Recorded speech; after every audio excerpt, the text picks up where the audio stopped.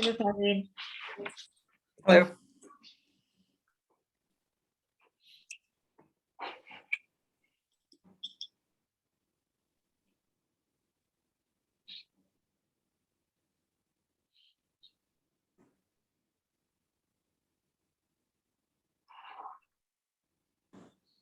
Hi, good morning, everyone. Welcome to the webinar. Just introduce yourselves in the chat box. Take your time to kind of get to know each other. Drop your name, drop where you're from. Just feel free to just kind of mingle around for a bit.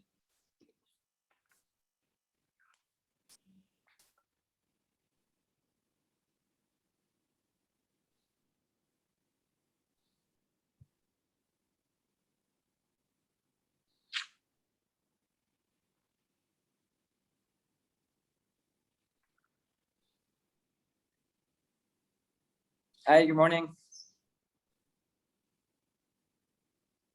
So we got a whole mix of people here today. We've got everyone from across the country.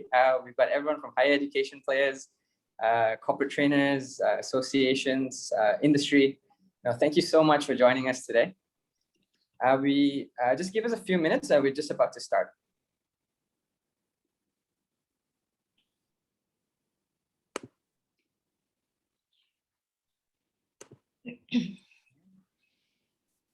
Okay, guys, a very good morning. Thank you so much for joining us today. My name is Sarvin Pandya. I'm the MD of Open Learning Malaysia. I'm joined by my colleague, Mashita, who's the head of our learning services team. Together, both of us will be taking you through a webinar today about innovating online learning for the new normal. But just before we start, just some housekeeping reminders. Today, the session is roughly about 1 hour. I will start off through my points, and then I'll pass it off to Mashita. But along the way, there will be questions and polls. Feel free to ask questions through the Q&A button at the bottom. Also, at the end, we will have a time frame dedicated for Q&A. So please feel free to ask then as well. There will also be poll questions that comes around the way, and there will be a lucky draw for today. So please stay tuned, and also just look out for that. I will be bringing it up as it goes, and we will start from there. Okay, guys. So today's webinar is a part of our series, right? In terms of trying to help everyone come online. How do you use online learning to your benefit? How do you use online learning in a way that can benefit your institution in terms of efficiency, in terms of changing business models, in terms of exploring new business models, everything from your programs to accredited, to non-accredited, to formal training, to non-formal training. If you don't mind moving to the next slide, just to kind of give you a brief overview, Open Learning is an end-to-end learning platform system, right? You can do everything from our system that goes from the marketing of it, and we can enroll the students to actually building courses directly on our platform using the authoring tools. That ultimately leads to also a portfolio system that has completely inbuilt, where you can actually help your learners showcase their evidence of learning, their artifacts, their badges, their credentials, and all the way down to working with employers to kind of showcase your learners as well. We started off in 2012 in Sydney, Australia, with the big purpose of scaling quality education. It's our way of trying to level the playing field when it comes to access to education.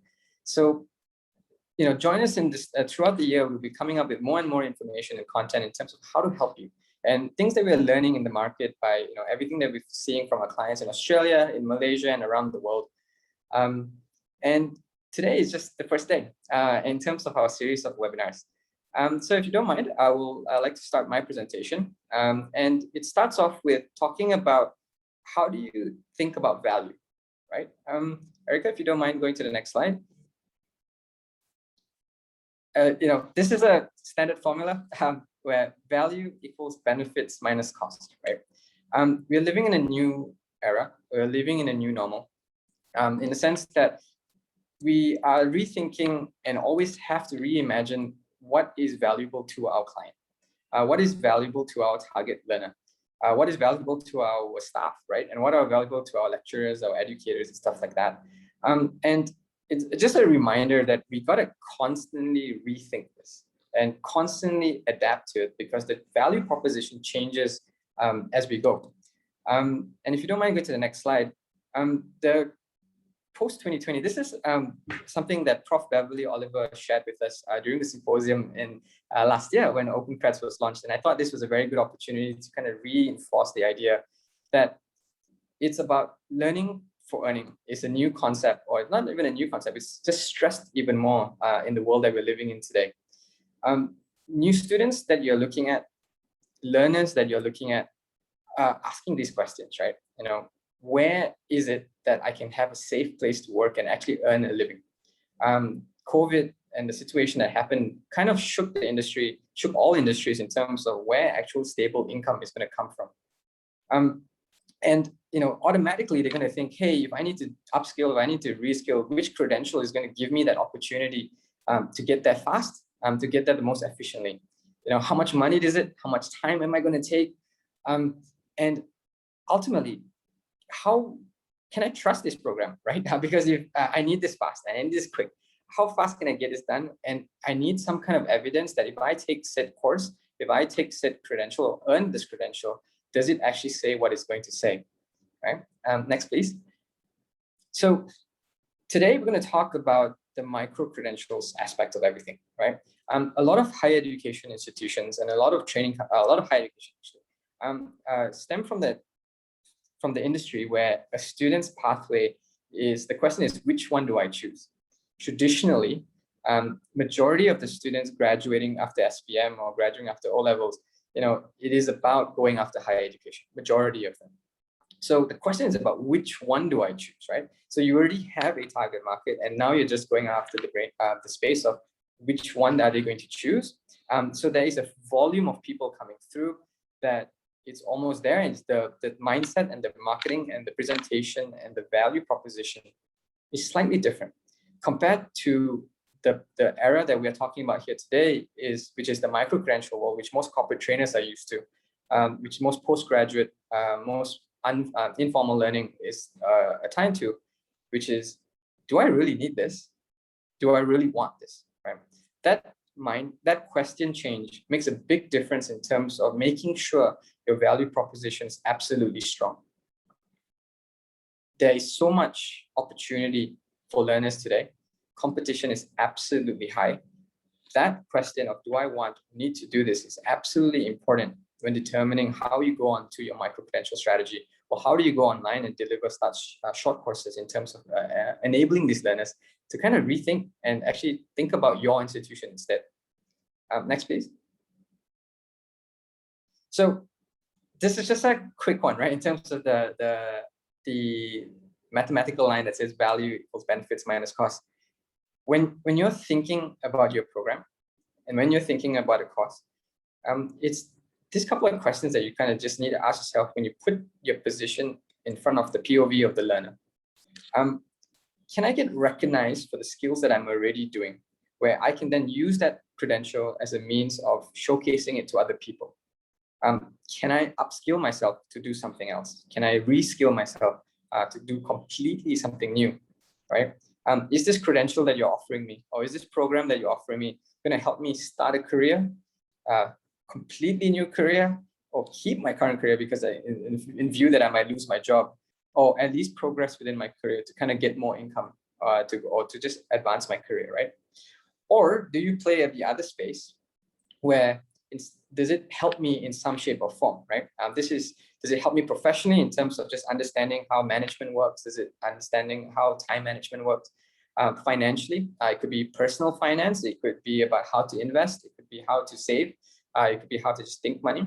It could be mentally as well. In the world we're living today, mental well-being is a huge importance, right? Or is it of interest, right, to me? Is it a hobby? When you're presenting this micro-credential as an offering, or this short course as an offering to your learner, these are all things that they're going to think about right away. And it's very important that you think about it as well. It comes out with the marketing, it comes out with the proposition that you're offering, it comes down to exactly how the persona of this learner is going to think, right? And all of that is going to be weighed against that learner's time and cost. How much time do I need to get this done? How much money do I need to spend? And it's just a very simple mathematical formula like that. But it's so involved in terms of making sure people get it right. We have to reimagine this and rethink this for a lot of institutions, because just through conversations with the people that I meet in the industry, a lot of them are still stuck in terms of offering the same thing, just at a different way and a different line. It's more about just trying to go again after the same target audience again and again, without actually trying to reposition themselves or repitch themselves in terms of this new normal, right? And that's what I really want to stress today. It's about what value do you bring? And I know a lot of institutions have already a brand name strong in there. Some are starting out, and you need to create this. And it's really important that either you A, rethink or relook at your value and whether it's still intact, or B, if you're new, how do you really get this there and get there faster, right? Next, please. So when you think this through as an institution, right, regardless of what kind of institution you are, if you're an education provider and you're offering said course, either a short course or a micro-credential or any type of course for that matter, can you provide the proof to your learner? You can say all these things that, hey, learn and upskill yourself on program A or program B, but can you actually prove it so that the learner gets the confidence that they can come to you, right? So some things that you need to be thinking about is, can you share success statistics that person A took this course and got to a certain point? Feedback from ex-students or feedback from learners or feedback from employers that comes in to actually prove that this course is what it is, and to prove that this course is actually going to provide that value, because the learner is spoiled for choice now in terms of the opportunity that they have to look at short courses and micro-credentials. And this is something that's really important that every institution needs to think about. Can you prove what you say in terms of what a learner can learn from this program? Next, please. And that's from a learner perspective, right? And half the things and most of the programs out there in terms of the short courses and micro-credential ultimately lead towards a concept where the learner is going to use it for the employment perspective, right, on their job. So it's really important that you also provide value and proof to the employer themselves. Ultimately, the employer wants to just know whether this person is what it is, does what she or she can do, she can do, and ultimately provide that evidence for it, right? Prof. Beverly Oliver said it in a different way. It's like, does this tin can say what it can do? Can it actually do what it says it does, right? And this can be done in multiple ways, right? It's similar to what I just said earlier. It's through feedback, it's through success stories, it's also through portfolio systems or evidences of learning that you can actually do via different methods, or using a system like Open Learning, where you can get your learners to showcase their evidence of learning through all the artifacts that they do throughout your programs and throughout your course. Next, please. So, you think about, is it worth it for me to think about it? Is my institution primed for this, or should I even be thinking about it? From a business perspective, there's huge opportunity if you start thinking about short courses and micro-credentials today. Just looking at this slide right now, there's a lot of money being invested in by governments, by corporations, by private institutions that are plowing into the industry to make sure that they are helping their people, helping the citizens of Malaysia in terms of upskilling and reskilling themselves, thinking about how can they help individuals as much as possible, as fast as possible, and also sometimes as cheap as possible, right? This is just evidence for you in terms of how these things are changing, and the market is just opening up completely in terms of moving away from accredited macro credentials to shorter micro credentials in terms of how fast they can do it. Next, please. So just to give you some examples, right? So again, just to kind of rehash the story that we talked about in the symposium last year, Deakin University is one of the leading global players in micro-credentials. And just some takeaways from that program. They're just going to give you some ideas. They actually started all the way back in 2014, where they consciously thought about, hey, there's an untapped market in terms of the postgraduate ecosystem, where a lot of them, where cost and time is completely different mindset when it comes to a student who's 17 years old or 18 years old. They kind of set out to go and really think this through in terms of how they would like to tap into that market. And they started small, right? And they started with piloting different programs. They came out with 4 different graduate certificate programs along the way, where for this one was specifically unbundling the programs that they already have, right? This is a university, so they have master's programs, they have degree programs. What they did was they unbundled those programs and took it out in bite-sized pieces. But what's important is they just didn't simply do that. They worked with industry to kind of get this going. For example, they worked with Cisco to make sure that part of their program is industry recognized, to ensure that, because ultimately it comes back to the value for the learner in terms of why they're going to do that. They are one of the most successful universities in doing this. They've got multiples of hundreds in terms of students coming through these pathway programs, into these graduate certificate programs. That they're constantly innovating in terms of the types of programs that they're offering, and always in terms of testing, working with industry and piloting it very quick, and changing it as much as they can to make sure they adapt to the type of learner that they're looking for. Next, please. Another just takeaway from that is, it's a line that they said, right? Credentialing isn't about taking new information.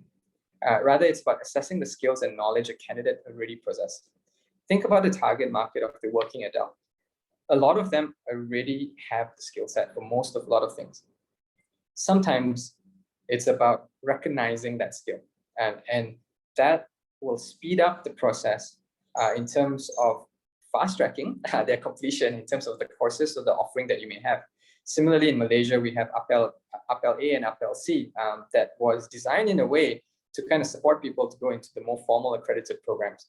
This is something to consider for yourselves as well in terms of how they did it, and how they looked into fast-tracking people who already have the skill set. And now it's about modifying, and it's about adding, or about actually just credentialing them for what they already know. This is another opportunity to think about, which I wanted to share with you. Deakin University has done a lot of work in this space, and we had the privilege of actually talking to them and getting them to share their story.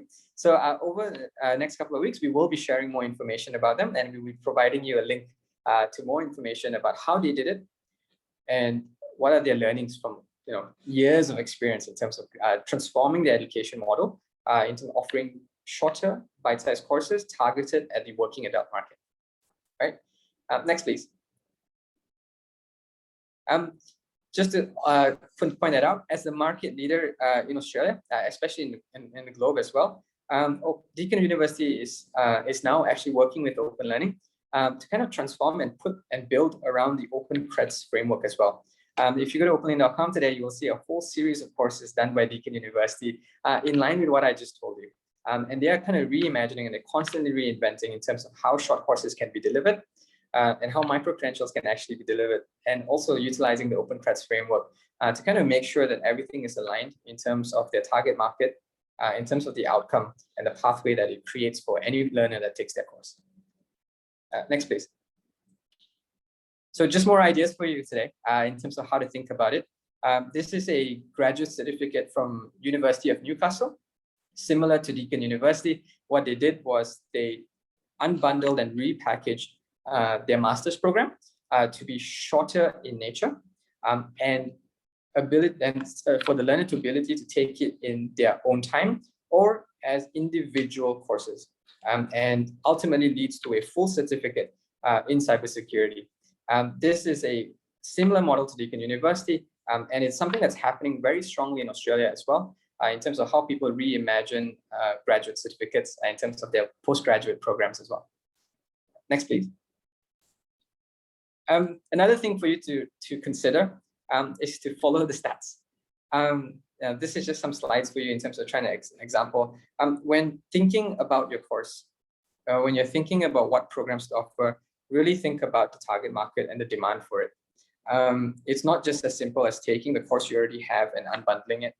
It's also aligning it to what the industry is asking for. And this is the ability, because it's shorter courses, the ability to move fast in terms of adjusting for it. You can LinkedIn, WOB, all these Job Street, they're all offering statistics. They're all offering opportunities to search for what jobs are out there. Talent Corp releases a report every year in terms of the critical skills occupation list, where they work with thousands of companies to identify the courses and to identify the types of people they need. These are really important pieces that you need to follow, or at least check in to make sure that your courses are aligned. And there's actually going to be a demand for the things that you're going to create. Next, please. Another idea for you is to think of the job first and the company first, instead of the name of the program. This is really important because a lot of times, a lot of companies are actually looking for people with a very specific skill set and a very specific type of job, because they're already using a particular system or they're already using a particular process, right? Google has come out with their own certificate programs, where as long as you finish that program, you can ultimately work in a lot of Google IT support system bases. HubSpot has the same thing, where a lot of companies are using HubSpot as a means of a CRM or as means of a marketing platform. Having the ability to be accredited in that kind of system would go a long way as well. And this is across the board. You have companies like Amazon, you have Google, Microsoft, they're all having their own programs where they need talent to be able to utilize their programs. So they are looking for institutions and they are looking for education providers to be able to support their ecosystem, to offer programs to accredit and certify people to be able to use their platform. And another idea for you is to then think niche and also think local in terms of exploring the same concept with local SMEs and local corporates as well, because there's a whole untapped market there where there's a huge demand, where massive hires and massive employment happens in the SME market in Malaysia. It's about working with the SMEs to get that programs out there in terms of what they like. Next, please. Another idea for most of you is to partner with the strong brand, similar in what I just talked about, but it's taking their skill knowledge and branding it, or working with the institution, right? So just an example, how INSEAD goes to CIMB and offers a management program for a lot of their senior manager and middle management program. This is custom designed for that company, and it's run for years now, and it's a full process in terms of upskilling and improving the entire workforce in CIMB. On a completely different note, you've got Deakin University working with one of the largest cricket teams in the world and associating the brand name to offer programs within the sports world that is very targeted in their field, right? Similarly, you can do the same thing with different industries, different companies, different institutions, right? It's about brand association, it's about program association, and it's about finding that niche within the target market that you're looking for. Next, please. The last thing, just a different idea, and I know this is not new, it's to really go down into what professional development is and to go after the demand of CPD, right? A lot of companies, a lot of institutions are always looking to grow their staff, grow their employees, and a lot of them use professional development points as a means of ensuring that their employers get there, or that employees get there, sorry. So just an example, on the bottom left is actually teach.com.au. It's a program with the Teaching Association of New South Wales, where for teachers to get their professional development points and upskill themselves, actually learn something. It was really tough due to go to webinars or go to live sessions or to go for workshops that take 2 or 3 days. So they actually turned it and created online programs so that more teachers are able to access that education and still get the same benefit, sometimes even better, and actually get their PD points. Similarly, in Malaysia, we have CHK Consulting running courses on finance, running within the Securities Commission and stuff like that, within the CPD points spectrum as well. So what I wanted to show you is, sometimes the idea is pushing the value system of why people will want to take that course, and going online is being more and more recognized at the moment. So building your courses online in short is definitely a viable business model and definitely a viable option in this current state. Next, please. So I hope this kind of gives you ideas in terms of how you think about your programs moving forward. How do you think about what programs to offer? How do you think about why I should offer it? And think about how to do it. We're happy to chat with you even further in terms of discussing new ideas and discussing whether your program could fit in our spectrum in terms of the ecosystem. But for the next step, I would like to introduce my colleague, Mashita, who's an expert in learning design, who's helped transform multiple of courses from face-to-face to online, from online to blended, in reimagining how programs can be delivered in a more powerful way through open learning and through her previous experience. I'll let her take it from here. Thank you, Sarvin. Hello, everyone. Let me just share my screen.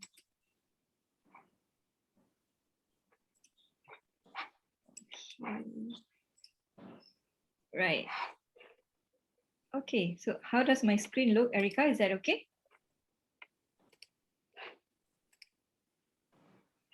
Yeah, I think it should be fine, right? Okay, all right. So hi, hello everyone. Thank you, Sarvin. So as Sarvin mentioned, I'm Marshita from the Learning Services team, and we are a team of learning designers. We work closely with subject matter experts, course creators, and trainers to transform their face-to-face courses to the online environment. So my colleague Sarvin shared the value that you can bring in your course offerings, and also the case studies that he have shared also from several organizations of how these organizations are innovating their offerings.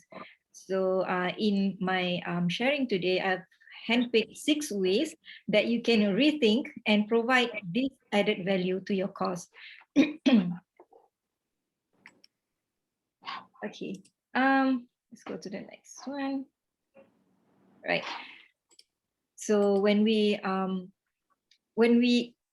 started this year in 2021, we noticed that businesses and learning institutions expect around at least 40 to 50% of employees and students to return to the office or to their learning institutions. So likely remote learning will still be very relevant. And this actually provides learning organizations, education institutions with opportunity to adapt a new and innovative approach to delivering your learning programs. So, however, when we talk about learning innovations, inspirations is hard to find, and it's also really hard. It's even harder as well to continuously innovate. And whether you're producing online courses for your own students or for your employees or for the public even, keeping your online learning creative and engaging is essential. So we want to touch about innovations today, and specifically for innovations in learning and innovations in the digital learning. I'd like to quote from this report, and where it says that either scalable solutions to fill in gaps in student learning and challenges, or as a digital course development and adoption. So the key here is that when we are thinking about learning innovations, one way that we can start thinking about wanting to innovate is to start looking at the gaps and the challenges in student learning. So when we innovate to address the learning gaps, recently we are well aware that during the closures due to the pandemic and the effects among the students, among all of our students were not really felt equally. So their learning was impacted based on factors like availability of resources, especially for those who are from the lower socio-economic background or in a location with less reliable digital infrastructure. So even when all of the sectors started reopening, the habit of attending classes is broken. And there have been learners who have felt disengaged from their learning and their peers as well. So this calls for a need to innovate and fill in these gaps in students' learning. So let's start with looking at, so there are 6 ways that we can rethink when you are redesigning or when you are relooking at your online courses. And for those of you who have transformed your courses to an online environment, we want to make sure that through these 6 ways, we will make sure that the effort that you're putting in these courses is closing the gaps in student learning and not just merely uploading materials for the purpose of making it online. So based on these 6 ways that we come up with is based on our conversations with educational institutions and also training providers since the past 1 year. And we've analyzed and handpicked these 6 ways that you can start innovating and close that learning gap. Okay, the first one is focusing on your learners. So regardless of whether you are redesigning an existing course or going to design a new course, making sure that you added the element of innovation. So when we want to add the element of innovation, it will only be worthwhile if it meets the needs of your learners. So it's important to first understand your audience's wants and needs before you start getting creative. So because too often we hear learning is being designed or being assessed against a set of outcomes that's more relevant or more convenient for the educator or that ticks the compliance boxes. But in this current situation where there's a very fierce employment landscape as well, our learners will be facing that situation, that challenge. So we as educators would like to exercise accountability, making sure that our learners are equipped with the information and the skills that they need to be relevant and to be meaningful. So I've listed down the first 3 questions that we can ask ourselves when we are redesigning and rethinking our online courses. And when we look at closing the performance gap, is I wanted to mention this because sometimes I see LOs that require learning outcomes that require students to compare and contrast between 2 concepts or 2 theories. And sometimes I wonder, how will this be useful for them in an employment setting? And when we talk about making an impact in the society, this is to make sure that the content that they will be learning will be useful in the real world context. And by doing this, they can actually start thinking about what they can do upon completion of the course while they are still going through the course. So once we started thinking about these questions, then we can start setting up measurable outcomes that's people-centered. The reason I mentioned people-centered is because there are three questions that we can try to answer here. Keeping in mind that we may need to assess these outcomes virtually through an online environment. So we need to make sure and take into account the reliability of the work that will be submitted. And also keeping in mind that some of our learners might be occupied with a part-time job or household responsibilities. And the third one, which is how will achieving these goals be meaningful to them, is making sure that they will be engaged and even with their busy schedules, they will still be hooked and they will still be coming back to your course. So first point here is to focus on your learners. So if we go to the next one is providing bite-sized content.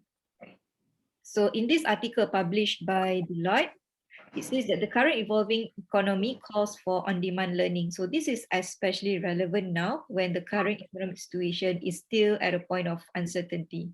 Even the Malaysian Qualifications Framework version 2 by our MQA acknowledges partial qualifications that can be accumulated and used to obtain full qualifications. So this is aligned with what my colleague Savin mentioned earlier just now about micro-credential and micro-learning, where some of the universities have already started embarking.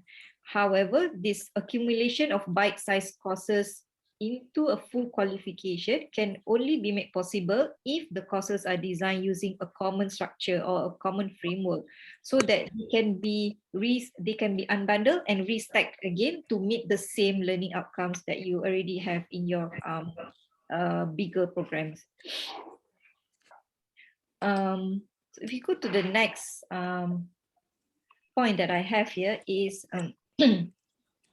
designing the experience. So when we are designing an online course or an online program, the process of obtaining the skills and knowledge is as important, or if not more important, than the outcome of the products or the grades. So when we are redesigning or relooking at our courses now, it requires a shift from designing a course for the students to pass the exam to designing the experience where students will go through as they complete the course. And when we design the experience, we take into account, especially point number one that I've mentioned earlier, which is to focus on your learners. And we will tend to design activities that will allow the learner to demonstrate the application of the skills and knowledge acquired during the learning.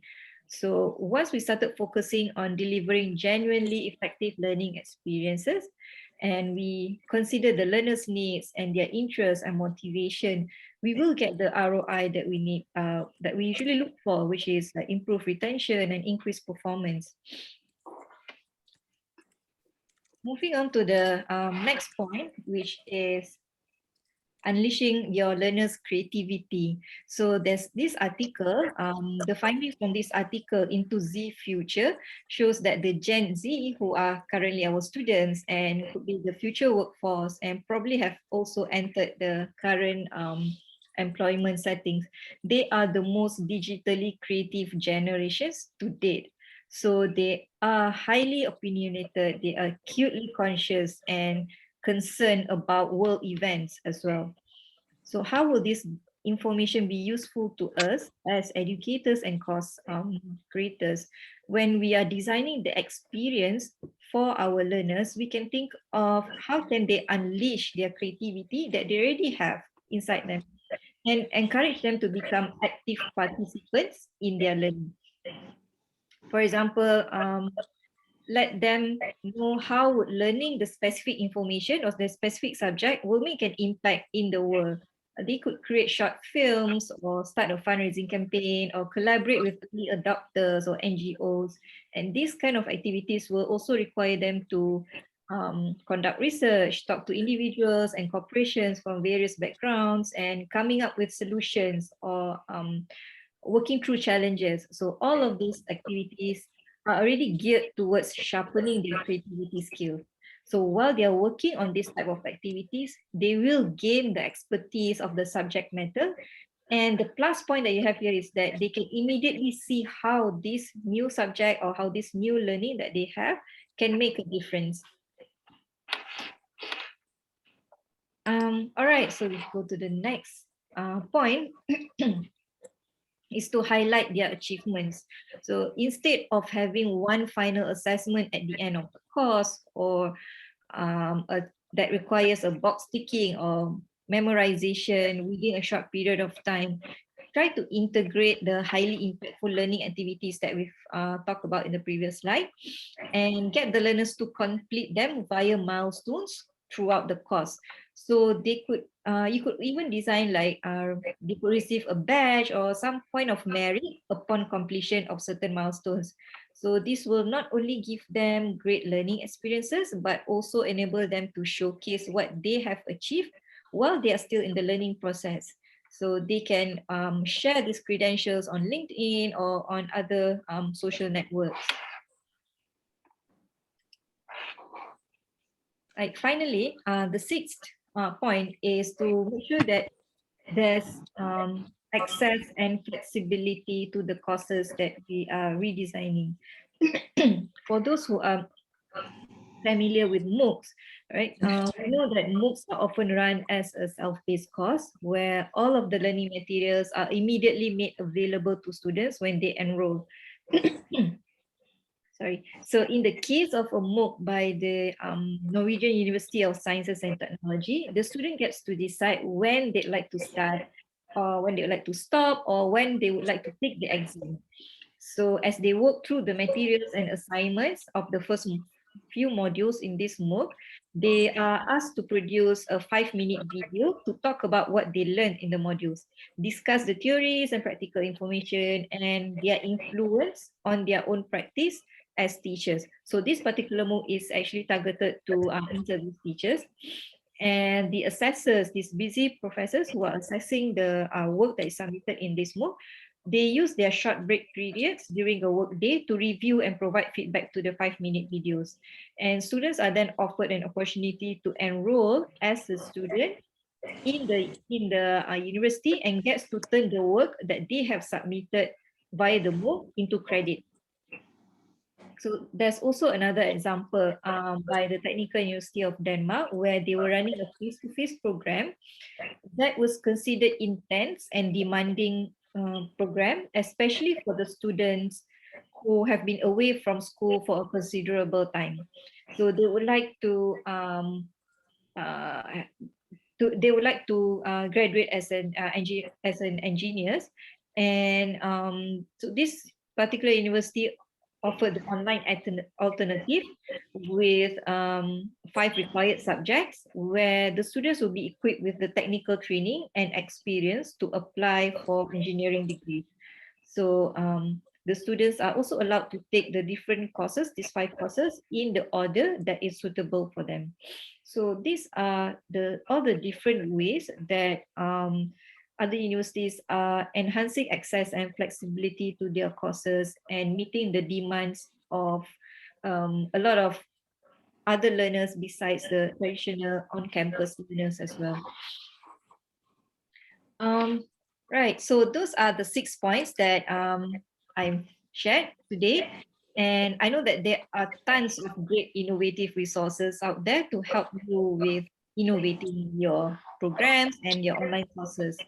But I still think that understanding your users' wants and needs is the most crucial to producing a truly effective learning experience. So I have shared previously in our previous webinar on the learning design practices, and focusing on how do you consider your students' motivation when designing a learning session or a learning program. So when you get, I think when you get this an email post this webinar, you'll be able to click and access these resources. And if you are now inspired and ready to design a great learning experience and rethink your online courses, you can start with planning it. So we have our tried and tested course design process that you can access and adopt when planning your course. So this is, if you're familiar with the EDI framework, this is like a twist to the EDI framework. So as part of the online learning community myself, I've heard how challenging it has been for educators since the pandemic and the lockdown started. But I think this is a unique opportunity for us to innovate. And the good thing, the positive thing that came out of this, I think, would be there's no right or wrong, because it's a unique situation for everyone. So there are a lot of opportunities for us to try new approaches and try new ways of doing things. And feel free to reach out to us. And if you'd like to find out more how we can support your innovative online learning projects, or you can just drop us an email to find out what we're busy with. And we're always happy to connect with fellow educators and practitioners as well. Yeah, so I think that's all from me, Sarvin. I'll stop sharing now, and I'll pass the screen to you. No problem. Thank you so much, Mashita. Guys, the main thing today is just reinforcing the importance of understanding the market. It's a new era. It's a new normal for a lot of people. There are multiple ways to look at it. There's multiple strategies to explore. But what's really important is to always make sure you have your student and learner in mind. Ultimately, their experience is what matters the most, and what they get out of it and the value that they get out of it is crucial. It's just important to stress that and really reimagine how you can use the technology and use platform in different ways to kind of rethink how a student can experience learning, right? And that's what it's all about. Like Mashita was mentioning, there's no right or wrong, but is an opportune time to explore and to test out new styles in terms of how to get this done. So we're gonna pause there for now. We'd like to open the floor for Q&A. So if you guys have any questions at all, please feel free to add your question in the Q&A box that's listed at the bottom. We are happy to share our thoughts and just answer any questions that may come. Just in case we run out of time later, any questions that are left unanswered, we will follow up for you right after the session through an email as well.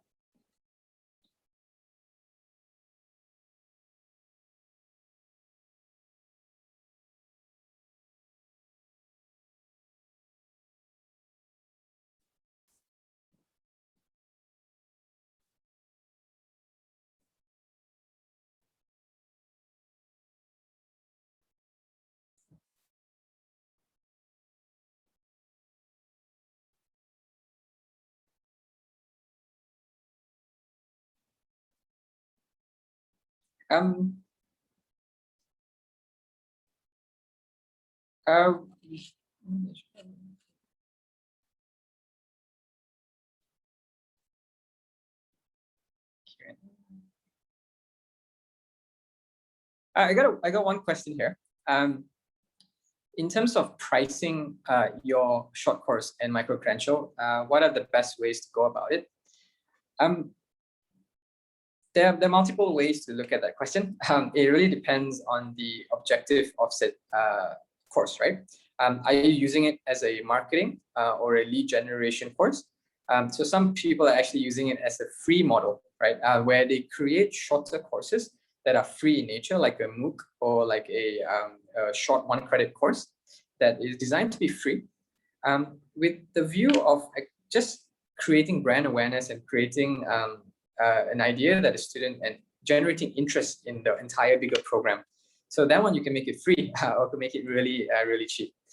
In terms of how else you can price it, you should really look into the current environment in terms of what affordability is. A lot of times, a lot of institutions are stuck charging what they used to charge just because it's just the way it was done.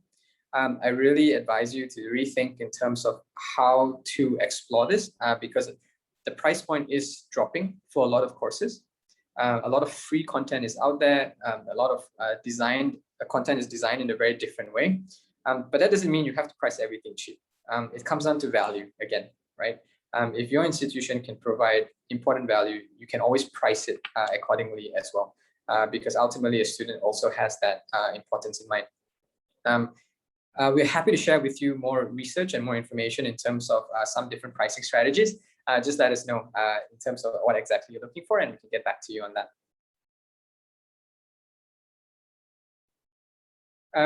A question that we got is, in Malaysia, does every micro-credential developed has to obtain MQA approval? No, the answer is no, not every micro-credential.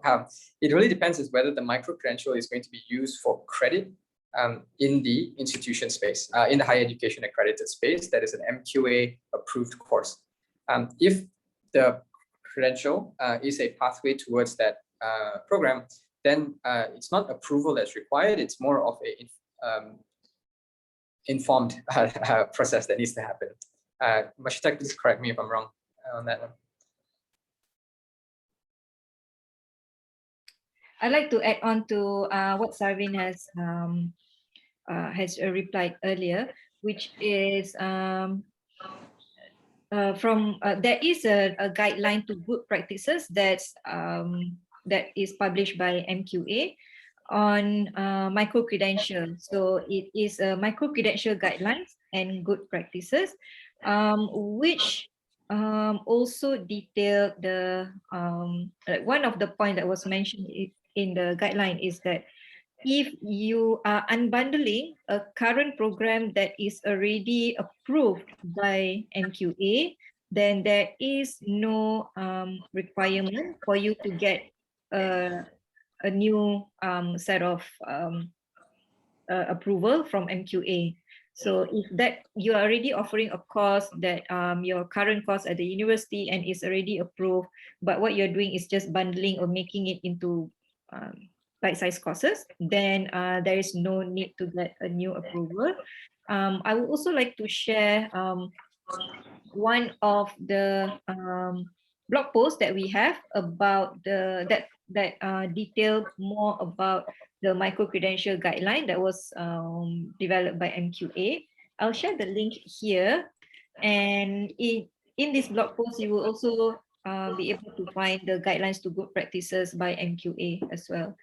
And so the blog post is sort of like a gist of what the GGP is. You can take a look, and yeah, just let us know if you have more questions after that. Yeah. I hope that helps, Asnin. We got another question from Miss Celine. I've been using WebEx to connect with my students before I direct them to Open Learning. Are there plans for Open Learning to include something similar in which I can use my mic and video to have live chats? It's a very good question. Actually, Open Learning has introduced such features. Today, we actually integrate with Microsoft Teams as well as Zoom. As long as you have your own paid account, you can actually use them directly via the platform, so you don't actually have to take them out of the ecosystem. On top of that, we also have created a new chat function, which you can then use as a widget to actually enable students to chat within that specific page or that specific course as well. Happy to show you exactly how this will work. Just let us know if you'd like us to explore more on that, and we can also send you the link on how exactly to do that on the Open Learning platform.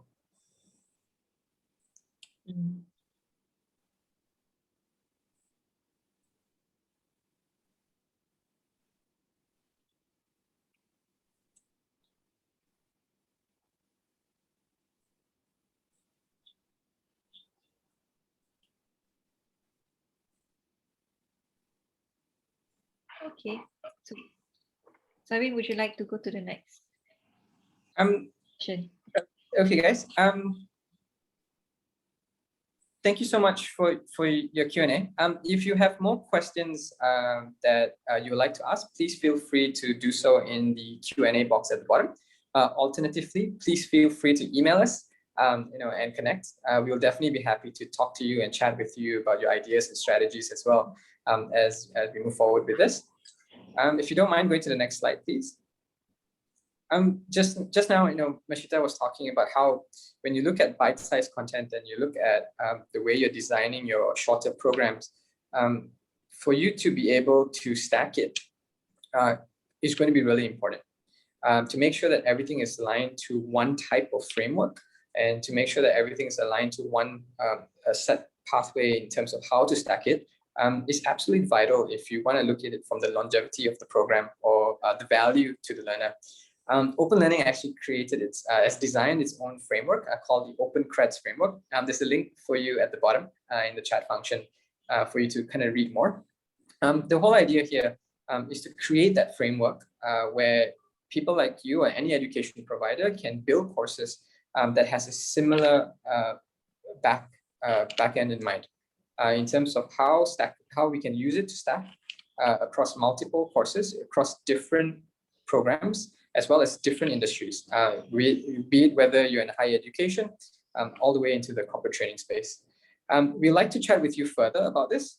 Please feel free to let us know if you'd like to inquire certain things about the OpenCreds framework. But we'll also be having another session come next week. Please download and please subscribe for this webinar, where our OpenCreds consultant, Nadia, will take you through all the basics of all things micro-credentials, including the steps you may take to build, launch your own programs. The webinar will also cover OpenCreds 101, like what it is, how you can get it, how you can use it, why you should use it. You can also cover how to launch your micro-credential programs, examples of micro-credentials in Malaysia and around the region, as well as OpenCreds for Malaysia in terms of how we've designed it and how we've aligned it to the MQA guidelines. And any other initiative that Open Learning is doing, as well as a support and investment fund that we have created just for this, to really help you in terms of your micro-credential journey as your institution really looks into redesigning courses for the new normal. So with that, it's time for the lucky draw. We will be launching a poll question right about now. So look at the bottom. Please do answer that question, and we will pick a lucky winner, and we will notify you via email. And the lucky winner will actually get a free consultation with us in terms of making sure, in terms of ideating and really working with you in terms of how to plan your micro-credential strategy. Please answer the poll, and we will definitely get in touch with the winner once we do the lucky draw.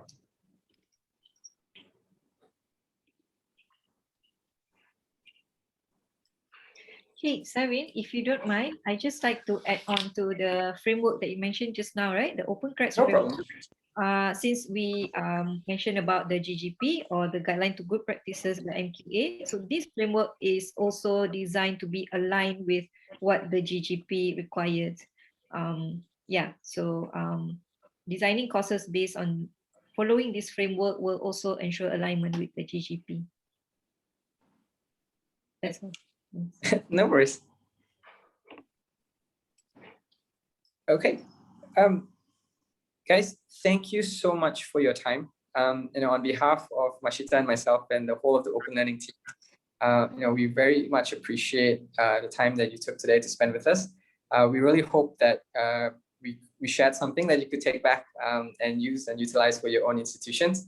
And thank you very much to the Open Learning team for organizing such an important event. And please stay tuned for all the following events that will come in a series that we would like to explore with you in terms of helping the ecosystem and helping education providers like yourself navigate through this new normal in terms of online learning, or blended learning for that matter.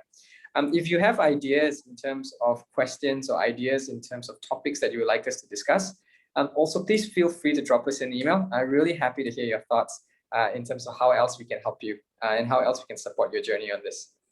Until then, thank you very much. And just as a reminder, we will send a follow-up email summarizing this event today, as well for any unanswered questions. Again, thank you so much for your time. Mashita, thank you so much for your presentation as well. Thanks, To everyone, Thanks. have a good day, guys. Thank you so much. Everyone. Bye.